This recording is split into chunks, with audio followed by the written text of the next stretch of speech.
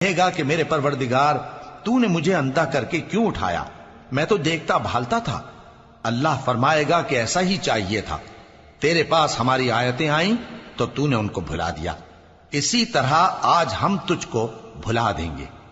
اور جو شخص حد سے نکل جائے اور اپنے پروردگار کی آیتوں پر ایمان نہ لائے، ہم اس کو ایسا ہی بدلہ دیتے ہیں، اور آخرت کا عذاب بہت سخت اور ہمیشہ باقی رہنے والا ہے۔ تو کیا یہ بات ان لوگوں کے لیے موجب ہدایت نہ ہوئی کہ ہم ان سے پہلے بہت سے فرقوں کو ہلاک کر چکے ہیں جن کے رہنے کے مقامات میں یہ چلتے پھرتے ہیں؟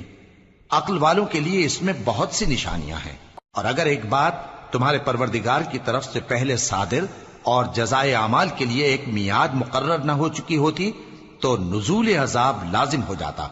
پس جو کچھ یہ بکواس کرتے ہیں اس پر صبر کرو، اور سورج کے نکلنے سے پہلے اور اس کے غروب ہونے سے پہلے